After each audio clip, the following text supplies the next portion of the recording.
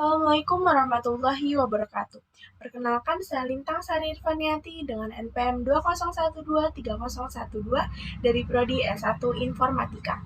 Di sini saya akan menjelaskan terkait materi yang berjudul Ta'rif Al-Insan. Menurut pengertiannya, al-insan berarti manusia, yang dimana proses penciptaannya berawal dari tidak ada kemudian menjadi ada.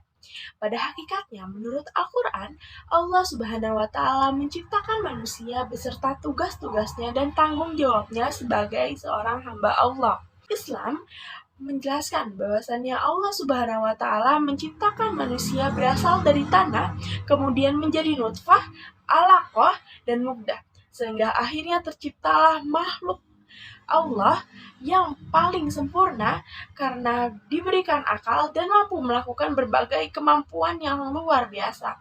Dengan demikian Allah Subhanahu wa Ta'ala menciptakan manusia dengan sebaik-baik penciptaan.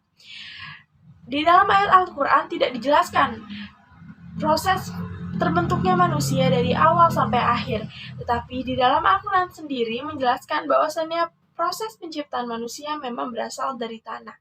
Mengapa hal tersebut bisa terjadi? Karena Allah Maha segalanya dan Allah bisa melakukan apapun sesuai kehendaknya. Unsur terciptanya manusia. Yang pertama, air. Air menjadi komponen esensial bagi proses penciptaan manusia. Begitu juga dengan makhluk lainnya yang berada di muka bumi ini. Yang kedua, ada tanah.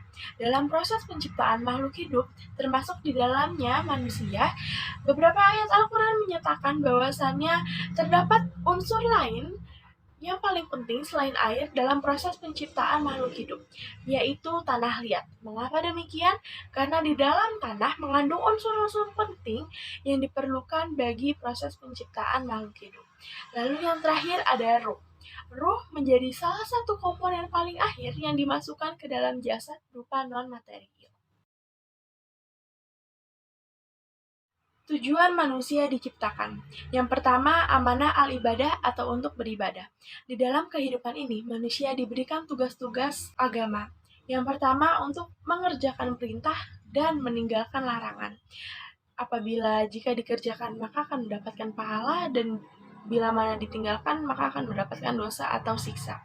Dalam mempertanggungjawabkan amanah ini, manusia dibagi menjadi 3 golongan. Yang pertama, golongan kaum munafik, yang menampakkan dirinya seolah-olah mereka mengerjakan perintah lahir maupun batin, tetapi kenyataannya tidak sama sekali. Dan yang kedua, golongan kaum musyrik, yang dimana mereka tidak sama sekali mengerjakan perintah, baik lahir maupun batin. Dan yang ketiga, golongan kaum mukmin, yang dimana mereka bersungguh-sungguh mengerjakan perintah, baik lahir maupun batin. Lalu yang kedua, amanah al-khilafah atau menjadi khalifah di muka bumi. Allah Subhanahu wa Ta'ala telah menegaskan amanah ini di dalam surat Al-Baqarah ayat 30 yang berbunyi, Wa idh qala rabbuka lil malaikati inni ja'ilun fil ardi khalifah, yang artinya, dan ingatlah ketika Tuhanmu berfirman kepada para malaikat, aku hendak menjadikan khalifah di bumi.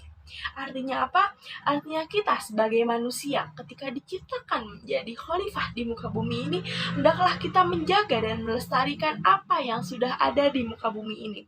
Janganlah kita merusaknya, apalagi sampai mengabaikannya hingga membuat kehancuran. Dijadikan khalifah bumi maknanya adalah agar manusia dapat mengelola bumi dengan baik dan memberlakukan perintah-perintah Allah dengan sebagaimana mestinya, sehingga pada akhirnya akan digantikan oleh yang lain. Balasan bagi orang yang beriman dan melakukan kebajikan. Yang pertama akan mendapatkan pahala yang besar. Yang kedua akan mendapatkan kehidupan yang layak. Yang ketiga akan mendapatkan tambahan petunjuk. Yang keempat dihapuskan dosa-dosanya. Yang kelima mendapatkan kehidupan yang layak.